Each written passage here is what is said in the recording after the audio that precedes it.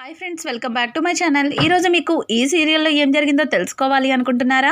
అయితే వెంటనే మనం సీరియల్లోకి వెళ్ళిపోదాం. ఇక కావ్య అయితే అగ్నిసాక్షిగా ప్రమాణం చేసి రాజ్తో కలుసుంటాను అని చెప్పి ఇక హారతి పళ్ళెం మీద చెయ్యి పెట్టబోతుంది.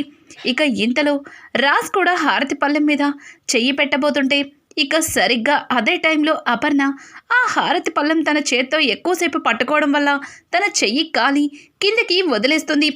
అలా వదిలేయడంతో కావ్య కాస్త కంగారు పడుతుంది.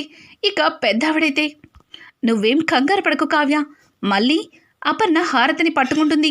అపర్ణ హారతి తీసుకో అని చెప్పడంతో ఇక అక్కడే ఉన్న రుద్రాణి అయితే ఏంటి అపశకునం, సరిగ్గా ప్రమాణం చేసేటప్పటికి హారతి పళ్ళెం కింద పడిపోయింది అంటే ఇంకా అర్థం కావట్లేదా అని చెబుతుంటే ఏంటి రుద్రాణి ఇష్టం వచ్చినట్లు మాట్లాడుతున్నావు, అసలు ఈ అపశకునాలు ఇటువంటివన్నీ మూఢనమ్మకాలు, అపర్ణ హారతి పళ్ళెం తీసుకో అని చెప్పడంతో ఇక అపర్ణ హారతి పళ్ళెం తీసుకుంటుంది.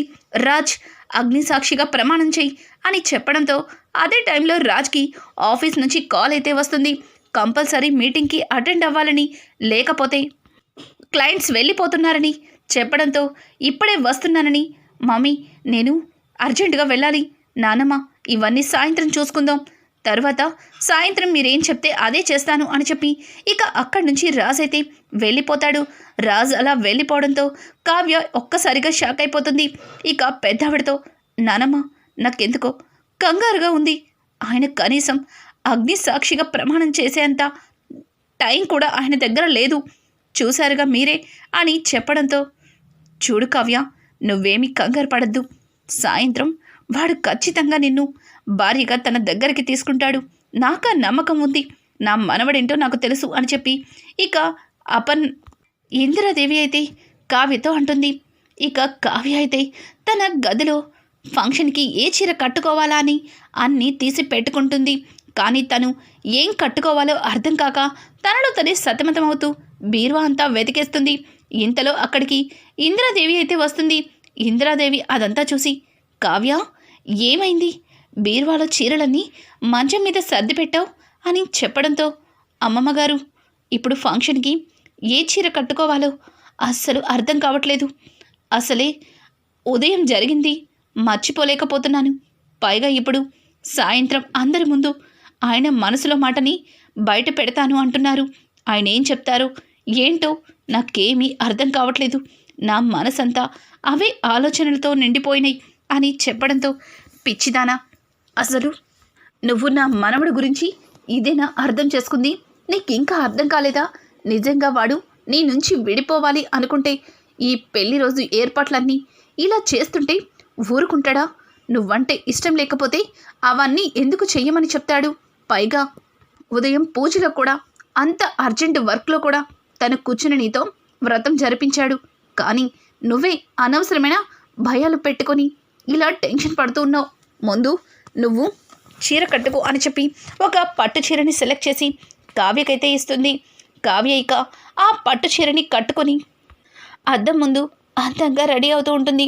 ఇంతలో ఇక పెద్దవిడైతే కావ్య చూడటానికి చాలా అందంగా ఉన్నావు, నిన్ను చూస్తుంటే నా రెండు కళ్ళు సరిపోవటం లేదు అని అంటుంటే అమ్మమ్మగారు ఇక్కడ నేను టెన్షన్తో చచ్చిపోతుంటే మీరు మధ్యలో ఇలాంటి మాటలు మాట్లాడకండి, ఇప్పటికే ఆయన సాయంత్రం వచ్చి ఏం చెప్తారో ఏంటో అని చాలా భయంగా ఉంది, పైగా అసలు ఫంక్షన్కి వస్తారో లేదో కూడా నాకు అనుమానంగా ఉంది, ఆయనకి నేనంటే ఇష్టం లేదు, నాతో కలిసి ఉండాలని ఆయనకి లేదు, ఫంక్షన్ మొత్తం అయిపోయిన తర్వాతైనా రావచ్చు, చెప్పలేము అని చెప్పి కావ్య మాట్లాడుతుంటే అదేం కాదు, వాడు ఫంక్షన్ స్టార్ట్ అయ్యే ముందే వస్తాడు, కావాలంటే నువ్వే చూడు అని చెప్పి ఇక పెద్దావిడైతే కావ్యకి ధైర్యం చెప్తుంది.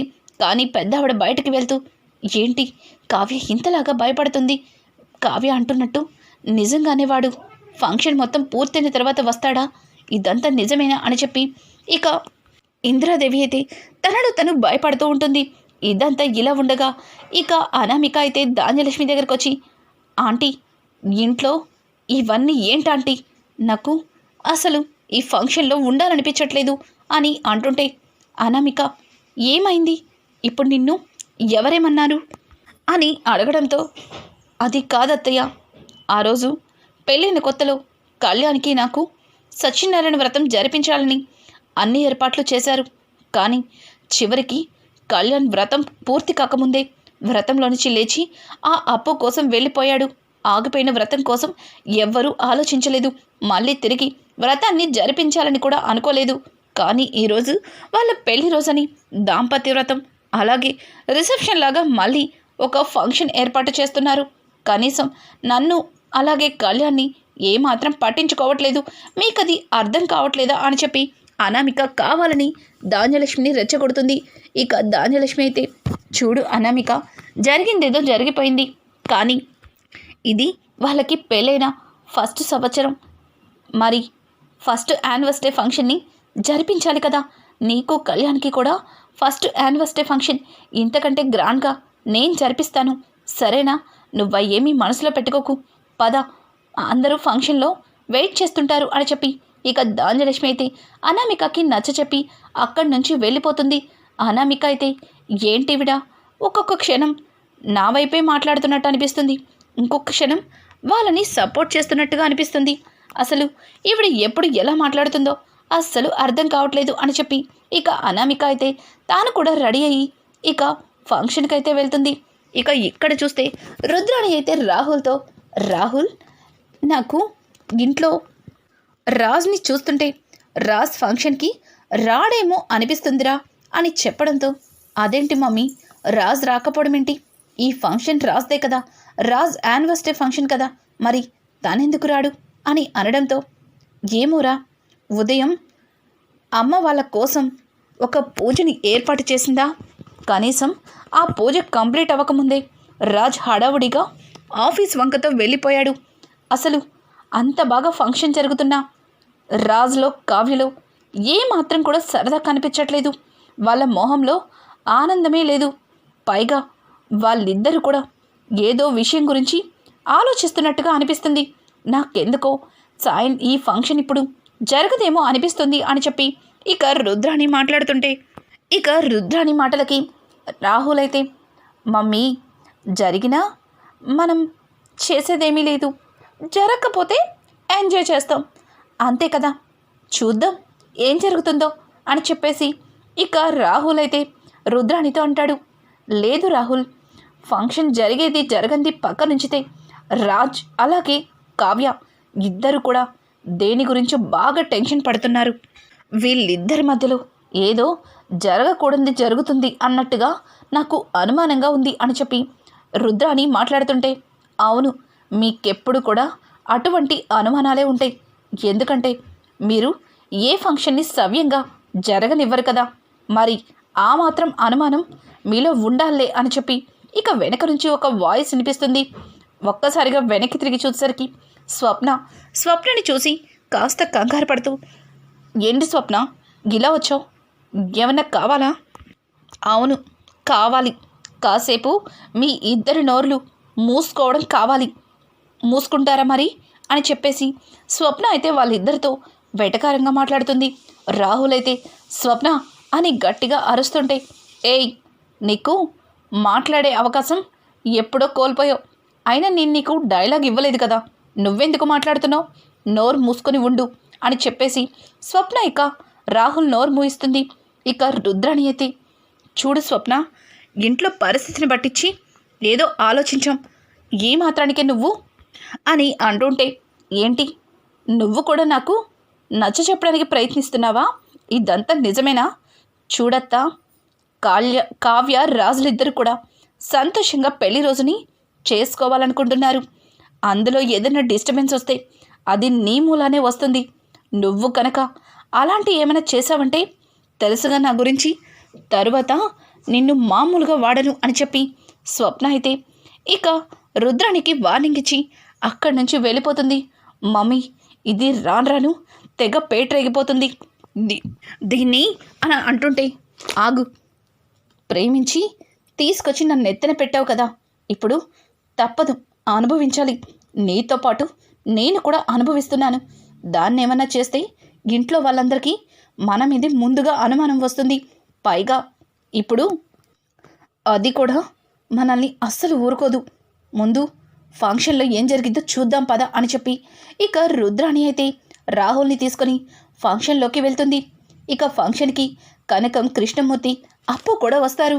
అప్పుని చూసిన అనామిక వెంటనే ఫేస్లో తన ఎక్స్ప్రెషన్స్ మార్చేసి ధాన్యలక్ష్మితో, ఆంటీ చూసారుగా పిలవకుండాని ఎలా వచ్చేస్తున్నారో అని అనడంతో ఇక వెంటనే ధాన్యలక్ష్మి అయితే, ఏంటి మిమ్మల్ని కూడా ఫంక్షన్కి పిలిచారా, లేకపోతే తేరగా వస్తాయి కదా అని తినేసి కాస్త ప్యాకింగ్ చేసుకుని వెళ్ళిపోదాం అనుకుంటున్నారా అని అంటుంటే, ధాన్యలక్ష్మి గారు ఫంక్షన్కి పిలవకుండా ఎవరూ రారు అని చెప్పేసి ఇక పక్క నుంచి అప్పు మాట్లాడుతుంటే, ఏయ్ నేను నీతో మాట్లాడానా, నువ్వెందుకు పక్క నుంచి రెచ్చిపోతున్నావు, అయినా పిలవని పేరంటానికి ఇలా రావడానికి సిగ్గులేదు, ఈ ఇంట్లో అడుగు పెట్టద్దని ఎన్నిసార్లు చెప్పినా పదే పదే ఎందుకు ఈ ఇంటికి వచ్చి మా కళ్ళకు ఎదురుగా తిరుగుతుంటారు అని చెప్పి ఇక ధాన్యలక్ష్మి, అనామిక ఇద్దరు కూడా కనకం కుటుంబాన్ని చాలా ఘోరంగా అవమానిస్తుంటారు.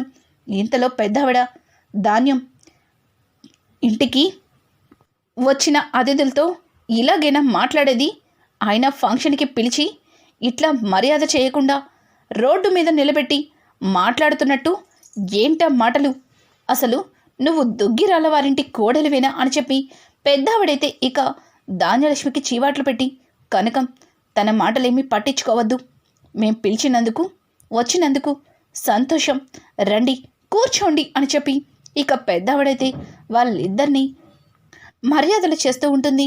ఇంతలో అపర్ణ అయితే కావ్యని తీసుకొని వస్తూ ఉంటుంది. అపర్ణ కావ్యని తీసుకొస్తుంటే ఇక కనకానికైతే తన రెండు కళ్ళు సరిపోవు, కావ్యని అలాగే చూస్తూ ఉండిపోతుంది. ఇక కావ్యని చూసిన కనకం కృష్ణమూర్తితో, ఏవయ్యా ఒక్కసారి అటు చూడయ్యా, నా కూతురు ఎంత అందంగా ఉందో, నిజంగా నా కూతుర్ని చూస్తుంటే లక్ష్మీదేవి నడుచుకుంటూ వస్తున్నట్టు అనిపిస్తుందయ్యా అని అంటుంటే, నీ కూతురేంటే నా కూతురు అని అంటుంటే, సరేలేవయ్యా నీ కూతురు నా కూతురు ఇదంతా కాదు కానీ అమ్మ కావ్య అని అనుకుంటూ ఇక కనకమైతే కావ్య దగ్గరికి వెళ్తుంది. అమ్మ కావ్య ఎంత అందంగా ఉన్నావో ఈ చీరలో, నిజంగా నిన్ను చూస్తుంటే నా రెండు కళ్ళు సరిపోవట్లేదు అని చెప్పి ఇక తన కళ్ళకున్న కాటుకుని తీసి కావ్యకి దిష్టి చుక్కగా పెడుతుంది. ఇక కావ్యతో అలా మాట్లాడుతున్న కనకమైతే కావ్యని చూసి ఒక్కసారిగా సైలెంట్ అవుతుంది. ఏంటే నేను ఇంతలా మాట్లాడుతున్నా నోరు విప్పటం లేదు, అసలు నీ మొహంలో ఆనందమే కనిపించట్లేదు, ఇంతకీ అల్లుడు గారు ఎక్కడున్నారు అని చెప్పి కనకమైతే ఇక కావ్యని మాట్లాడనివ్వకుండా తనే లొడలొడా మాట్లాడుతూ ఆ ఫంక్షన్లో అంతా వెతికేస్తుంది. ఇంతలో పక్కనే ఉన్న కృష్ణమూర్తి, ఒసై కనకం కాసేపు నోరు మూసుకొని ఉంటావా, ముందు అమ్మాయి ఏం చెప్తుందో వినాలి కదా, అమ్మ కావ్య అంతా బాగానే ఉంది కదా, నువ్వు అల్లుడు గారు ఇద్దరు బాగానే ఉన్నారు కదా, ఇంతకీ అల్లుడు గారు ఎక్కడున్నారు, పైగా నువ్వెందుకు మౌనంగా ఉన్నావు, అంత డల్గా కనిపిస్తున్నావు అని అడగడంతో ఇక కావ్య అయితే, నాన్న ఎందుకో నాకు చాలా కంగారుగా ఉంది, భయంగా కూడా ఉంది, అసలు ఆయన ఫంక్షన్కి వస్తారో లేదో కూడా చెప్పలేను, ఈరోజు ఆయన మనసులో మాటని మీ అందరి ముందు చెప్తాను అంటున్నారు, ఏం చెప్తారో ఏంటో నాకు భయంగా ఉంది అని చెప్పి కావ్య అయితే ఇక వాళ్ళ నాన్నతో మాట్లాడుతూ తన మనసులో బాధని చెబుతూ ఉంటుంది. ఇక అక్కడే ఉన్న ఇందిరాదేవి అయితే, చూడు కృష్ణమూర్తి, నీ కూతురికి అస్సలు ధైర్యమే లేదు, ప్రతి దానికి కూడా ఇదిగో ఇలాగే పిరికితనంగా మాట్లాడుతుంది. కావ్య నేను చెప్పేది అర్థం కాలేదా ఇంకా నీకు, ఈరోజు వాడి మనసులో ప్రేమని బయట పెడతాడు, ఖచ్చితంగా వాడు ఫంక్షన్కి వస్తాడు అని అనగానే ఒక్కసారిగా కార్ వచ్చి ఆగుతుంది. కార్ ఆగడంతో అందరూ కూడా రాజ్ వచ్చేశాడు అని చెప్పి మాట్లాడడంతో ఇక కావ్య చాలా ప్రేమగా అలాగే చాలా ఆశ్చర్యంగా రాజ్ వైపు చూస్తుంది. అలాగే ఇందిరాదేవి కూడా రాజ్ వైపు చూస్తుంది. రాజ్ నడుచుకుంటూ రావడం చూసిన ఇందిరాదేవి, అమ్మ కావ్య అదిగో మీ ఆయన వచ్చేశాడు, నా మనవడు వచ్చేశాడు, చూసావుగా వాడి నడక చూస్తుంటే వాడు ఎప్పుడెప్పుడు తన మనసులో ఉన్న ప్రేమని నీకు చెప్దామా అన్నట్టుగా నడుచుకుంటూ వస్తున్నట్టు అనిపిస్తుంది అని చెప్తుంటే పక్క నుంచి కావ్య, నాకైతే ఎప్పుడెప్పుడు విడాకులిచ్చేసి నన్నిక్కడి నుంచి పంపించేద్దామా అని కంగారుగా వస్తున్నట్టు అనిపిస్తుంది అమ్మమ్మగారు అని అంటుంటే, ఇంకొకసారి నీ నోట్లోంచి అట్లాంటి మాటలు వచ్చాయంటే అని చెప్పి వెంటనే పెద్దావిడ కావికి ఒక మొట్టికాయ వేస్తుంది.